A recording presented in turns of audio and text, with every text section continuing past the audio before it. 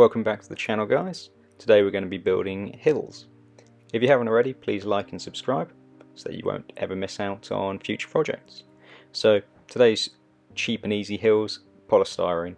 I mean, you can get it basically in every package you buy.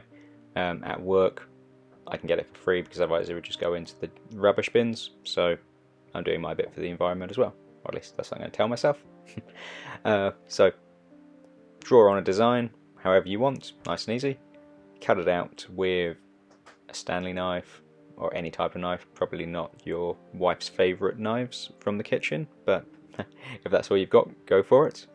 If you've got one of the cool hot wire cutters, then that would be quite ideal for this job, but you would have to do it in a ventilated area.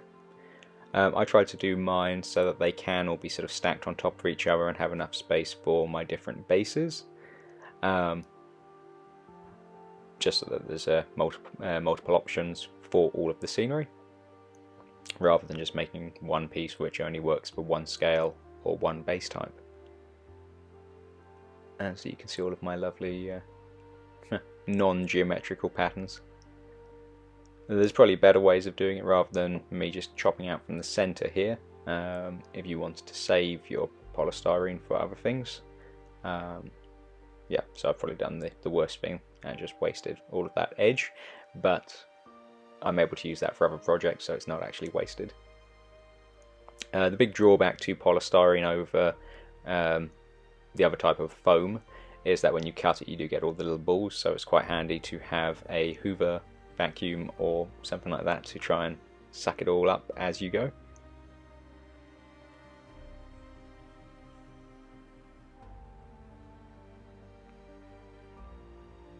Next, I just wanted to taper the edges slightly. You're never going to get hills which are perfect for the bases, because if it's too steep your bases will fall over, and if it's not steep enough then you won't get the hill heights that you want. So I found sometimes it's better to have a slightly sharper or steeper hill, but have them as smaller increments, and then that way you have a steep piece and then a flat and then a steep piece and a flat, rather than just one continuous slope. But ultimately it's up to you and your table how you want the things to look. Plus, if you're trying to make it work with multiple scales, you're going to have to take that into account, because if it's all designed for 6mm and then you're going to have 28mm on it, yeah, it's just going to be nothing to the 28mm. But vice versa, if you were to have a mountain for 28mm, yeah, it would be Mount Everest for the 6. So keep that in mind as you're crafting. There I was just trying to figure out a way that we could sort of piece the two together, to have some sort of track leading up to the top if ever we put them together.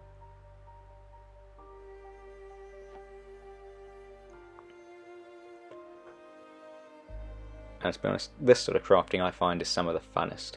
You can just sit down and just let your imagination run wild. I was watching a few programs on Stalingrad at the time, so yeah, you can really just get yourself involved in the hobby, which is what it's all about, just enjoying yourself. Again, if you kind of plan ahead, more so than I did, you could make sure that all of the pieces do stack perfectly, but I was happy with the outcome for mine. So I think I ended up with 8 different pieces. The bases that I've got there from work, we had an old sign which we were throwing out because it was no longer needed. It's not foam core, but it's not plastic. It's kind of like a really dense foam core, but you could use cardboard, foam core, or anything else for your base. That's just wood glue, Gorilla, I think it's called Gorilla Glue or something, Gorilla Grip or something's the brand. Be careful with polystyrene with the type of glue that you use, because it does have the tendency to melt. If you use super glue on it, it'll melt. If you use spray cans, there's a good chance you'll melt it as well, so be careful. To try and avoid that, what I went with here was kind of the paper mache route, for 2 reasons. One, because it would cover the whole of the polystyrene to prevent spray paint from melting it, but also because once it dries, the paper mache leaves quite a cool texture on the surface, which is quite earthy, which is what I liked. Now, if this was 2 years ago, when toilet paper was as rare as gold, flying off the shelves, if you'll remember that. Yeah, some people would call me crazy, but now we're back to normality. Yeah, toilet paper, you only need 1 or 2 ply. If you're worried about costs, I mean, toilet paper's pretty well dirt cheap. I'm not saying you should do this, but you could always go and liberate some from a public toilet. So it's a very cheap thing to get your hands on if needs be, but don't break the law. But anyway, yeah, just put it on. You can traditionally, I think you dip it into the liquid and then bring it out, but then I was finding it was just turning into kind of a ball, so that's why I put the paper on first and then dripped and painted over the top of it. Take note that when you do paper mache though, however, it will take quite a while to dry, so these took about 2 days to dry properly, just because I'm in the winter at the moment. Next step up now is going to be getting ready to put the sand on, like flocking. So again, just covered the whole thing in the glue, and that was the same glue as before, the Gorilla, and then just took my sand and grit mixture and sprinkled it all over the top.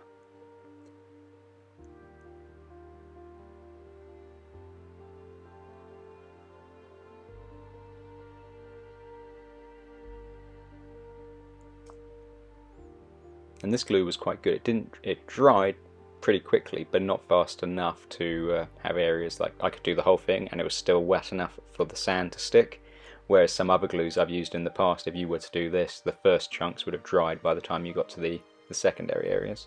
So it's a good glue, that's for sure, and I think it was only $14 for a litre, so pretty good value. But there they are. It was quite late at this point, and as I walked into the kitchen it kind of looked like cheesecake from a distance, so I got quite hungry and had to go and buy some Tim Tams. Anyway, once that had dried, it was time to do the painting.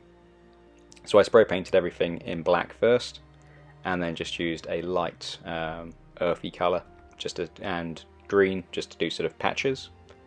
And then I spent the evening with a film on, I think it was A Bridge Too Far, and got my cheap craft paints which I got from the warehouse, brown, black, white and a light green, and then just started dry brushing.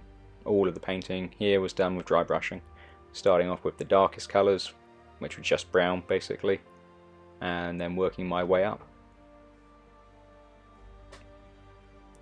I think it probably took about an hour to do all 8 of them, but again, had the movie on in the background, the fire was going next door to me, so it was nice and cozy and a nice evening.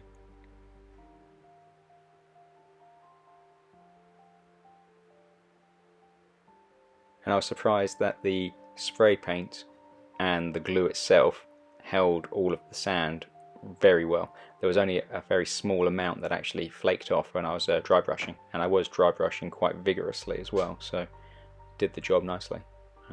Yeah.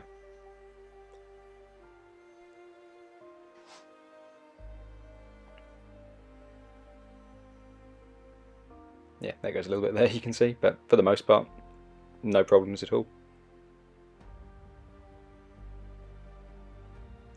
And then there they are after their dry brushing. The next day in the light.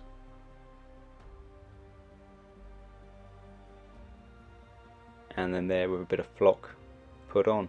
Again, you could cover the whole thing, but I prefer the sort of more patchy look, especially on a rocky knoll like that.